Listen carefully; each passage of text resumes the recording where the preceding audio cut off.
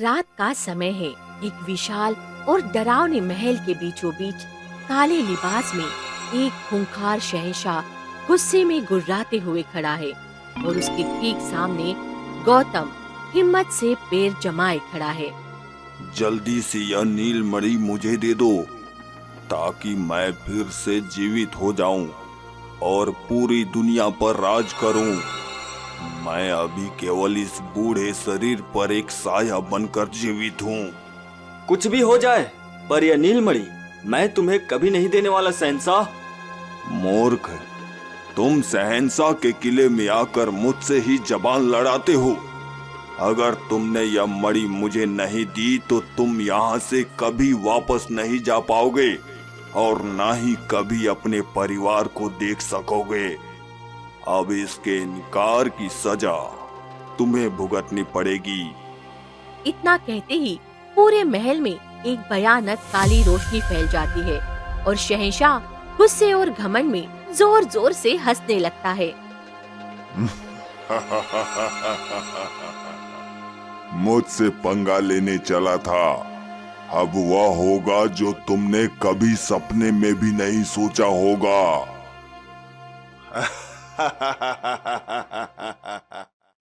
कुछ समय पहले आधी रात का समय है। बाहर तेज आंधी तूफान चल रहा है। गौतम अपनी गर्भवती पत्नी को लेकर घर के अंदर बैठा है। उसकी पत्नी मनोरमा प्रसव पीड़ा से जोर जोर से चिल्ला रही है। जी, बहुत दर्द हो रहा है। लगता है हमारा बच्चा इस दुनिया में आने वाला है। भाग्यवान, थोड़ा सब्र करो, सब ठीक हो जाएगा। तभी इतने में अचानक घर का दरवाजा बहुत जोर जोर से पीटने की आवाज आती है। तभी गौतम जैसे ही बाहर जाता है, जहाँ 4 बेहद खूबसूरत लड़कियाँ सफेद कपड़ों में उसके सामने खड़ी रहती है। हमारी मदद कर दो, हम चारों बहनें बहुत बड़ी मुसीबत में फंस गई है, हमारी मदद कर दो। पर इतनी रात को तुम चारों यहाँ जंगल के रास्ते क्या कर रही हो? और इस वक्त मेरी पत्नी गर्भवती है, उसे बहुत तेज दर्द हो रहा है। मैं उसे इस हालत में अकेला छोड़कर कहीं नहीं जा सकता। नहीं, ऐसा मत करो। अगर तुमने आज हमारी मदद नहीं की तो हम सब यहाँ से कहाँ जाएंगे? हमारी इस दुनिया में कोई नहीं है। घर के अंदर बिछावन पर लेटी मनोरमा बाहर हो रही ये सारी बातें साफ साफ सुन लेती है। नहीं जी, आप इन अनजान लोगों के साथ बाहर मत जाइए, रुक जाइए जी, रुक जाइए।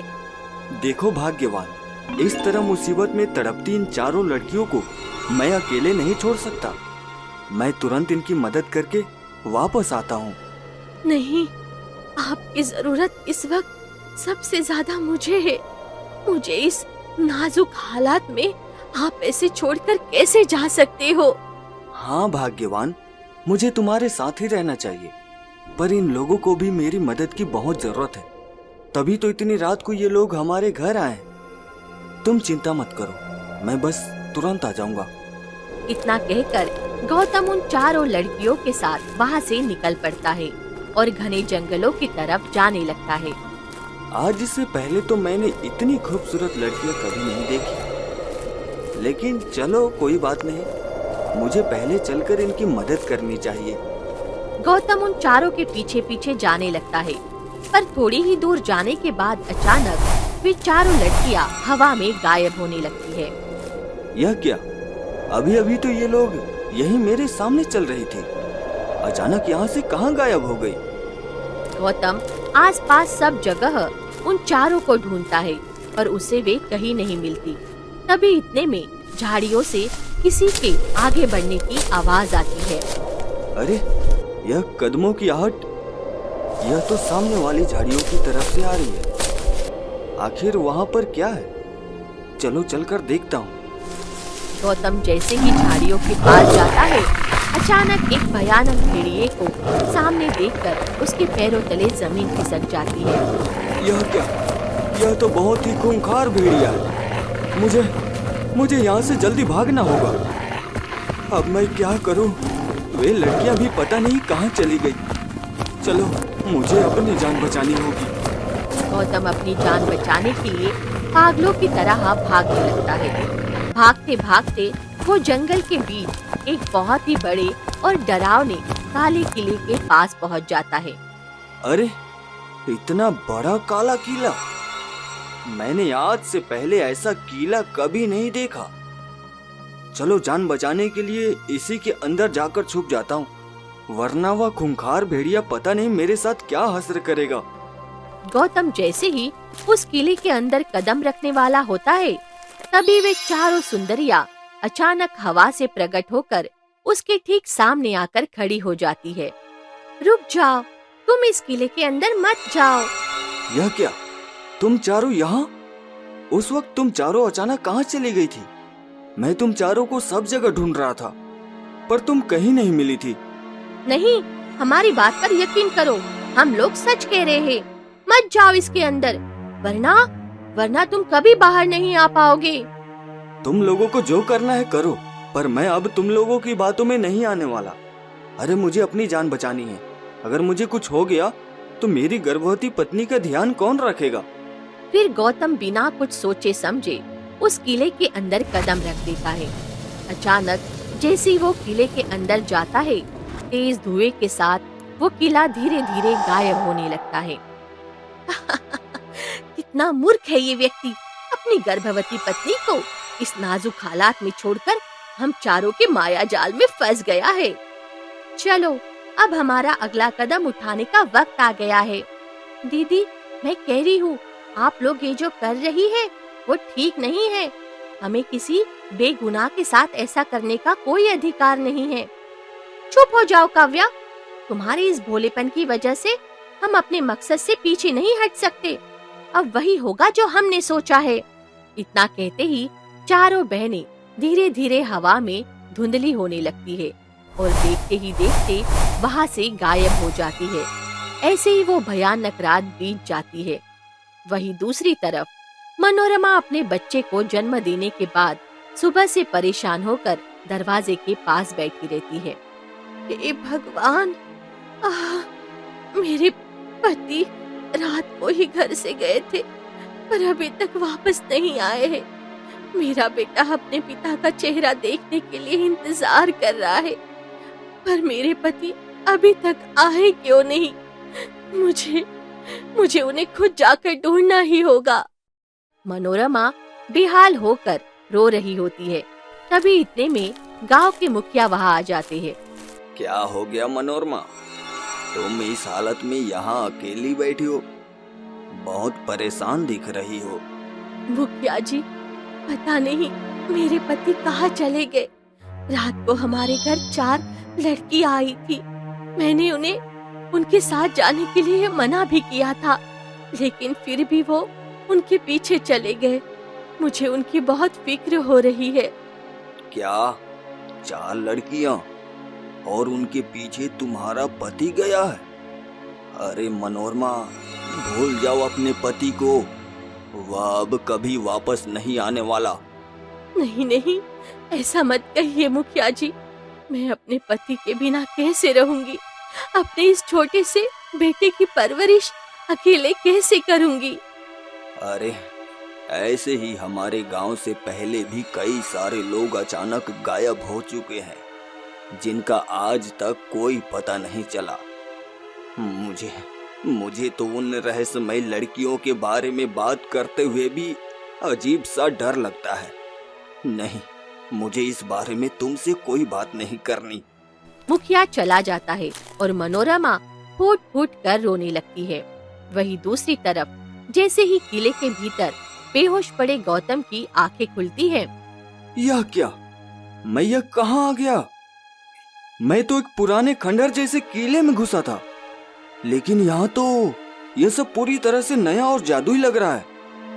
यह क्या हो रहा है? गौतम परेशान होकर जैसे तैसे थोड़ा आगे बढ़ता है और देखता है कि सामने सफेद रंग के 4 ताबूत रखे हुए चमक रहे हैं। उन ताबूतों के अंदर से ही चारों लड़कियां पत्थर की मूर्ति बनी खड़ी है। यह क्या? यह तो वही चारों लड़कियां हैं जो मुझे इस किले के अंदर आने से रोक रही थी। लेकिन ये यहाँ इन चारों ताबूतों में कैसे बंद है? गौतम परेशान होकर भागने के लिए पीछे मुड़ता है तो उसकी नजर सामने बने एक आलीशान सिंहासन पर पड़ती है, जहाँ राजा और रानी की सफेद पत्थर की मूर्तियां चमक रही होती है। गौतम जैसे ही अपनी नजरें चारों तरफ घुमाता है, उसे पूरे महल में कई सारे लोग जिस अवस्था में खड़े थे, उसी अवस्था में पत्थर की मूर्तियां बने हुए दिखाई देते हैं। यह क्या? इस पूरे किले में सब पत्थर की मूर्ति बने हुए हैं। कहीं यह पूरा किला श्रापित तो नहीं है? हे भगवान, यह मैं कैसी मुसीबत में फंस गया। तभी अचानक सभी मूर्तियों की आंखों से टप टप आंसू गिरने लगते हैं। जैसे ही गौतम वहां से घबराकर भागने की कोशिश करता है, तभी एक बूढ़ा व्यक्ति लाठी टेकते हुए उसके सामने आकर खड़ा हो जाता है। यह क्या? अब तुम कौन हो और यहाँ क्या कर रहे हो? हटो मेरे रास्ते से। बेटा, तुम इस तरह नहीं जा सकते हो इन सबको मुसीबत में छोड़कर। तुम्हें इन सब की मदद करनी होगी। नहीं, यह सब कोई साधारण घटना नहीं है। मुझे अपनी पत्नी के पास जाना है। मुझे अपने बच्चे को बचाना है। मुझे इन सब बातों में नहीं पड़ना। बेटा, तुम नहीं जानते, यह किला अपने समय में एक बहुत ही बड़ा भव्य महल हुआ करता था। यह राजा, रानी और यह सामने जो ताबूत में 4 राजकुमारियां हैं, वे बेहद ही खूबसूरत हुआ करती थी। सब तुम्हारी ही तरह आम लोग हुआ करते थे, लेकिन एक श्राप की वजह से ये लोग इस रूप में आ गए हैं। तुम्हें इनकी मदद करनी ही होगी।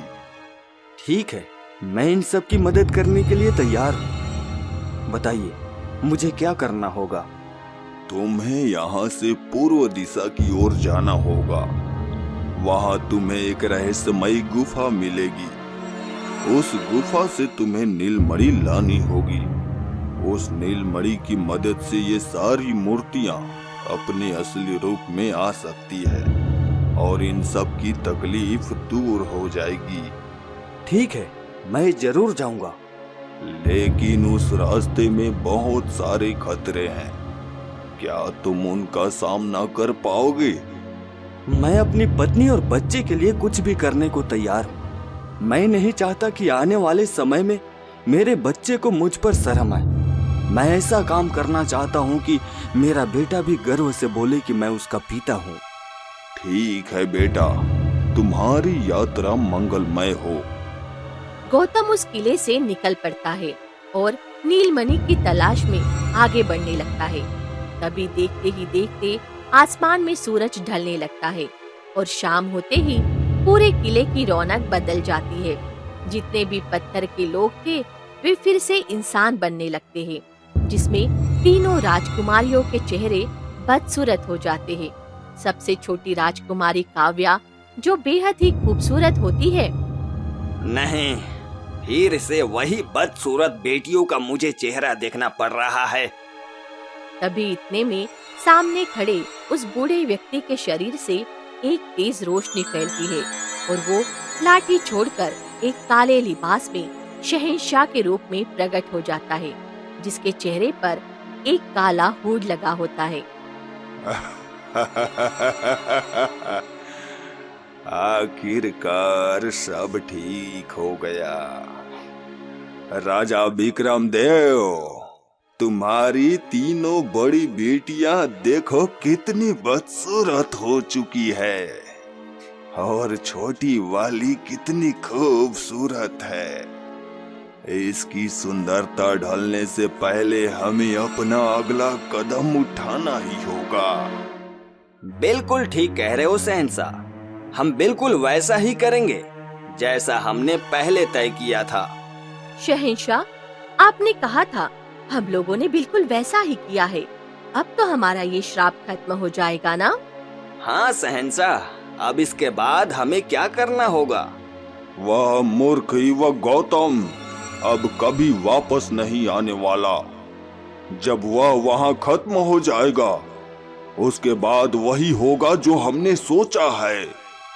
नहीं पिताजी, उसे रोक लीजिए। वो जहाँ गया है वहाँ से कभी वापस नहीं आ पाएगा। उसका अपना एक परिवार है, उसकी पत्नी उसका इंतजार कर रही है। चुप हो जाओ काव्या, मुझे अपनी सत्ता और राजपाट से बढ़कर कुछ भी नहीं है। राजन, मैं तुम्हारी इस छोटी बेटी काव्या से विवाह करना चाहता हूँ। ये क्या हो रहा है? नहीं, मैं इतनी छोटी उम्र की हूँ, भला मैं तुम जैसे क्रूर इंसान से कैसे विवाह कर सकती हूँ? ऐसा कभी नहीं हो सकता। इतना कहकर राजकुमारी काव्या वहाँ से भागते हुए अंदर चली जाती है। रानी गायत्री, अपनी बेटी को समझा कर तैयार करो। उसे यह विवाह करना ही होगा, क्योंकि हम सब इस श्राप से आजाद होना चाहते हैं, तो इसके लिए उसे यह बलिदान देना ही होगा। महाराज, मेरी पुत्री ठीक ही कह रही है। इस सत्ता को वापस पाने के लिए आप अपनी ही बेटी की जान खतरे में नहीं डाल सकते। यह विवाह अवश्य होगा, बस मैं अब और कुछ नहीं सुनना चाहता। वहीं दूसरी तरफ गौतम घने जंगलों के रास्ते से होते हुए तेजी से आगे बढ़ रहा होता है कि तभी रास्ते में उसे एक बेहद ही खूबसूरत सोने का हिरन दिखाई पड़ता है। अरे, यह तो सोने का हिरन है। यह तो बहुत बेशकीमती लग रहा है, पर यह यहाँ क्या कर रहा है? क्यों न मैं इस सोने के हिरन को ले जाकर बेच दूं? मुझे इसके बदले ढेर सारा इनाम मिल जाएगा और मैं हमेशा के लिए गरीबी से दूर हो जाऊंगा। फिर गौतम जैसे ही अपना कदम आगे बढ़ाता है, वो अचानक रुक जाता है। नहीं नहीं नहीं, यह मैं क्या कर रहा हूँ? अगर मैंने ऐसा किया तो मैं अपने मकसद में कभी कामयाब नहीं हो पाऊंगा और उन सभी लोगों को मुक्ति भी नहीं दिला पाऊंगा। मुझे लालच में नहीं पड़ना है, मुझे आगे बढ़ना होगा। गौतम जैसे ही आगे बढ़ता है, वो सुनहरा हिरन धीरे धीरे अदृश्य होने लगता है। अरे, यह हिरन तो अदृश्य हो रहा है। बाल बाल बच गया, यानी यह कोई साधारण हिरन नहीं था। मुझे यहाँ से जल्दी निकलना चाहिए। गौतम परेशान होकर आगे बढ़ता है। थोड़ी ही दूर जाने पर एक उफनती हुई नदी उसके सामने आ जाती है। अरे, ये क्या? ये तो उफनती हुई नदी है। अब मैं भला इसे कैसे पार करूं? मुझे तो तैरना भी नहीं आता। तभी उसे नदी के किनारे एक सोने की नाव और एक लकड़ी की नाव दिखाई पड़ती है। अरे, यहाँ तो दो कश्तियाँ हैं और दोनों एक ही जगह लगी हैं। चलो इस पर बैठकर नदी पार कर लेता हूँ। लेकिन ये सोने की कश्ती ठीक रहेगी या लकड़ी की? क्या करूँ? नहीं नहीं नहीं, जो दिखता है वो होता नहीं और जो होता है वो दिखता नहीं। मुझे सोने के लालच में नहीं पड़ना है। मैं बस इस लकड़ी की कश्ती पर ही बैठूंगा। जैसे ही गौतम लकड़ी की कश्ती पर बैठता है, अचानक तेज रोशनी फैलती है और कश्ती नदी के अंदर समाने लगती है। नहीं, यह क्या हो रहा है? मुझे बचाओ, मुझे बचाओ। तेज रोशनी के साथ वो कश्ती नदी के अंदर समा जाती है। जैसे ही गौतम आंखें खोलता है, वो एक सुनहरे जंगल में होता है। यह क्या? यह कैसा जंगल है? लेकिन मुझे आगे बढ़ना होगा। वो थोड़ा ही आगे जाता है कि तभी उसे एक आवाज सुनाई देती है। पिताजी, पिताजी, आ जाइए, मैं आपका इंतजार कर रहा हूँ। इस तरफ आइए पिताजी। यह मुझे पिताजी कहकर कौन बुला रहा है? कहीं यह मेरा बेटा तो नहीं? लेकिन नहीं, यह कैसे हो सकता है? मैं तो अपने बेटे से इतना कोसों दूर हूँ। नहीं नहीं नहीं, यह मेरे बेटे की माया जाल है जो मुझे अपनी तरफ खींच रहा है। पर मुझे तो उन लोगों की मदद करनी है। गौतम आगे बढ़ता है और अंततः गुफा के सामने पहुंच जाता है। अंदर एक पत्थर पर नीलमणि चमकता हुआ दिखाई देता है। चलो जल्दी से यह नीलमणि उठा लेता हूँ और इसे लेकर यहाँ से निकलता हूँ। गौतम नीलमणि लेकर कई घंटों के सफर के बाद वापस उसी जगह आता है, पर वहाँ किला नहीं होता। यह क्या? यहाँ तो किला था, पर अभी कोई किला क्यों नहीं है? मुझे याद है, इसी जगह पर तो वो था। हे भगवान, मैं इतना थक चुका हूँ कि मुझे इंतजार करने का मन नहीं है। लेकिन मैं खाली हाथ वापस भी नहीं जा सकता। वो नीलमणि लेकर वहीं बैठ जाता है और थकान के कारण उसकी आंखें लग जाती है। जैसे ही सूरज डूबता है, चारों तरफ तेज धुंध छा जाती है और किला फिर से प्रकट हो जाता है। गौतम की आंखें खुलती है। ये क्या? अभी तो यहाँ कुछ नहीं था, अचानक यहाँ किला कैसे आ गया? चलो जो भी हो, मुझे इसके अंदर जाकर उन सब की मुक्ति करानी ही होगी। गौतम जैसे ही किले के अंदर जाता है, वहीं दूसरी तरफ शहंशाह चिल्ला रहा होता है। राजा विक्रमदेव, मैंने तुमसे कहा था कि अपनी छोटी बेटी काव्या का विवाह जल्द मुझसे कराओ। वक्त निकलता जा रहा है। अब तो उस मूर्ख ने नीलमणि भी हासिल कर ली होगी। शायद वह आने ही वाला होगा। उससे पहले मैं यह विवाह करके अपना अगला कदम उठाना चाहता हूँ। हाँ शहंशाह, बिल्कुल। पुत्री काव्या, जल्दी तैयार हो जाओ। नहीं पिताजी, कुछ भी हो जाए, पर मैं इस बुरे इंसान से शादी नहीं कर सकती।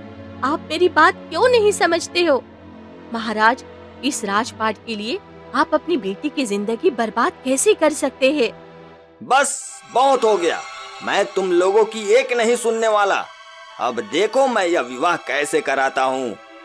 जैसे ही यह चमकती हुई लाल माला मैं इस छोटी राजकुमारी के गले में डालूंगा, मेरा विवाह संपन्न हो जाएगा। बिल्कुल सही कह रहे हैं शहंशाह। मैं भी इस राजपाट को वापस पाने के लिए इस पल का बेसब्री से इंतजार कर रहा हूँ। नहीं, ऐसा मत करिए, छोड़ दीजिए मुझे। चुप हो जाओ। अरे तुम्हारी वजह से हम सब की खूबसूरती वापस आने वाली है। वो मूर्ख युवक समझता क्या है अपने आप को कि वो ये सब हमारी भलाई के लिए कर रहा है। उसे नहीं पता है कि हम सब मिलकर उससे ये काम करवा रहे हैं। शहंशाह जैसे ही माला लेकर आगे बढ़ने वाला होता है, वही दरवाजे के खंबे के पास खड़ा गौतम ये सारी बातें सुन लेता है। यानी ये सब एक चाल थी। ये सब जीते जागते इंसान हैं और मुझे मूर्ख समझ रहे थे। अब मैं इस नीलमणि को किसी गलत हाथों में नहीं जाने दूंगा। मुझे इस राजकुमारी की मदद करनी ही होगी। एक बूढ़ा शहंशाह इस कम उम्र की खूबसूरत राजकुमारी से जबरदस्ती विवाह कैसे कर सकता है? गौतम गुस्से में आगे बढ़ता है और सबके सामने आकर खड़ा हो जाता है। रुक जाओ, तुम यहाँ क्या कर रहे हो? तुम इस लड़की से जबरदस्ती विवाह नहीं कर सकते। तुमने अपनी उम्र देखी है। तुम पूरे 100 साल के बूढ़े इंसान लग रहे हो। अच्छा, तो तुम नीलमणि लेकर आ गए? अरे जल्दी से वह नीलमणि मुझे दे दो। नहीं, वह नीलमणि तुम मुझे दोगे। मैंने इस नीलमणि का बहुत लंबा इंतजार किया है। कुछ भी हो जाए, पर मैं तुम्हें यह नीलमणि कभी नहीं देने वाला। यह नीलमणि सही हाथों में जानी चाहिए, तुम जैसे पापियों के हाथों में नहीं। मूर्ख कहीं का! मैं अच्छी तरह से जानता था कि तुम नीलमणि लाने के बाद अपनी बात से मुकर जाओगे। इसीलिए मैंने तुम्हारी पत्नी को पहले ही अपने कब्जे में कर रखा है। अगर तुमने यह नीलमणि मुझे नहीं दी तो देखो मैं तुम्हारी पत्नी के साथ क्या हसर करता हूँ। नहीं, तुम मेरी पत्नी के साथ कुछ भी नहीं कर सकते। मेरी पत्नी को छोड़ दो, उसे जाने दो। शहंशाह, आपने इसकी निर्दोष पत्नी को क्यों बंदी बनाया है? उसकी पत्नी को जाने दीजिए। ठीक है, मैं अपनी बेटी का विवाह आपसे कराने के लिए तैयार हूँ, पर मैं अपनी बेटी को बचाने के लिए किसी और बेगुनाह की जान मुसीबत में नहीं डाल सकती। शहंशाह उनकी बेबसी देखकर जोर जोर से हंसने लगता है। कुछ भी हो जाए, पर मैं यह मणि इस दुष्ट शहंशाह के हवाले नहीं कर सकता। अगर मैंने यह नीलमणि इसे दे दी तो यह इस लड़की से जबरदस्ती विवाह भी कर लेगा, मेरी पत्नी को भी नहीं छोड़ेगा और पता नहीं दुनिया के बाकी इंसानों के साथ क्या जुल्म करेगा। अब जल्दी से यह नीलमणि मुझे सौंप दो। जैसे ही यह नीलमणि मुझे मिल जाएगी मैं पूरी तरह जीवित हो जाऊंगा और इस बूढ़े इंसान का शरीर छोड़कर एक सर्वशक्तिशाली दैत्य बन जाऊंगा, जिसका सामना फिर इस दुनिया में कोई नहीं कर पाएगा। नहीं, मैं ये नीलमणि तुम्हें कभी नहीं दूंगा। जो एक साये के रूप में एक शरीर को अपने कब्जे में रखकर इतना बड़ा अनर्थ कर सकता है, वह अपना असली शरीर पाने के बाद इंसानों के साथ क्या करेगा? मैं यह मणि कभी नहीं दूंगा। कैसे नहीं दोगे?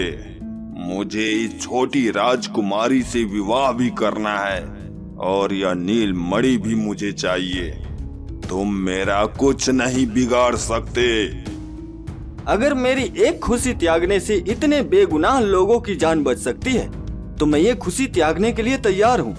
ये कहते ही अचानक गौतम की आंखों से बेबसी के आंसू टपक जाते हैं। जैसे ही उसका वो आंसू उसके हाथ में रखी नीलमणि पर गिरता है, अचानक नीलमणि में से एक बहुत ही तेज दिव्य रोशनी चारों तरफ फैल जाती है। नहीं नहीं, यह क्या हो रहा है? नीलमणि की दिव्य शक्ति अचानक कैसे जाग सकती है? नहीं, मैं अपनी काली शक्तियों से इस नीलमणि को जगाना चाहता था। तुमने अपने दर्द भरे आंसू इस पर गिराकर इसकी शक्ति को क्यों जगा दिया? मुझे खुद नहीं पता कि यह सब कैसे हो रहा है। तभी अचानक नीलमणि से एक तेज रोशनी फैलती है और शहंशाह का शरीर धीरे धीरे हवा में अदृश्य होने लगता है। नहीं, ऐसा नहीं हो सकता। मैं इतनी आसानी से और इतनी जल्दी यह शरीर छोड़कर नहीं जा सकता। मैं तुम दोनों को जिंदा नहीं छोड़ूंगा। शहंशाह जैसे ही गुस्से में आगे बढ़ता है, तभी छोटी राजकुमारी काव्या पास में रखा एक भारी फूलदान उठाकर जोर से उसके सिर पर मार देती है, जिससे शहंशाह लड़खड़ाकर जमीन पर गिर पड़ता है। ये सब क्या अनर्थ हो रहा है? नहीं, ऐसा नहीं हो सकता। तभी गौतम हिम्मत करके आगे बढ़ता है और चमकती हुई नीलमणि सीधे शहंशाह के ऊपर रख देता है। नीलमणि के छूते ही शहंशाह का शरीर धीरे धीरे पूरी तरह से अदृश्य होकर हवा में विलीन हो जाता है। आज इस दुनिया में सबसे बड़े पापी और उसकी काली शक्ति का अंत हो गया। मुझे शर्म आती है कि आप मेरे पति और इस राज्य के महाराज हैं। आपको अपने इन पाप की सजा अवश्य मिलेगी। तभी अचानक नीलमणि से एक बार फिर तेज रोशनी निकलती है और राजा विक्रमदेव के साथ तीनों बड़ी बहनें धीरे धीरे दोबारा पत्थर की मूर्ति बनने लगती है। नहीं, ये क्या हो रहा है? मैं तो बदसूरत ही ठीक हूँ, पर मैं दोबारा पत्थर की मूर्ति नहीं बनना चाहती। मुझे इंसान ही रहने दो। चीखते चिल्लाते सभी पत्थर की मूर्ति में बदल जाते हैं। गौतम जी, आज आपकी महानता और त्याग की वजह से ही हमारा ये राज्य बच पाया है। मैं बहुत खुश हूँ कि आज मैं किसी बेगुनाह की मदद कर पाया। अब मैं चलता हूँ। पुत्र, आज मुझे इस बात का दुख तो है कि मेरे तीनों बेटियां और मेरा पति अपने ही लालच की वजह से पत्थर की मूर्ति बन गए, लेकिन साथ ही इस बात का संतोष भी है कि आज पाप का हमेशा हमेशा के लिए अंत हो गया है। तभी रानी ढेर सारे सोने के सिक्कों से भरी एक थैली लाकर गौतम के हाथों में रख देती है। ये धन ले जाओ पुत्र, और तुम्हें जब भी जरूरत पड़े तुम बेझिझक इस महल में आना। तुम्हें यहाँ से मदद मिलती रहेगी। हाँ, क्यों नहीं। अब मैं चलता हूँ। गौतम वो धन लेकर अपने गांव वापस आ जाता है। वहीं दूसरी तरफ उस दिन के बाद से छोटी राजकुमारी काव्या अपनी माँ रानी गायत्री के साथ उस महल में शांति पूर्वक राज करने लगती है। दोस्तों, आपको हमारी ये कहानी कैसी लगी? हमें कमेंट बॉक्स में जरूर बताइए। आपकी कमेंट्स हमारे लिए बहुत मूल्यवान है। इसी तरह हमारे चैनल की अच्छी और प्यारी प्यारी कहानियाँ सुनने के लिए हमें लाइक और सब्सक्राइब करना बिल्कुल मत भूलिएगा। धन्यवाद।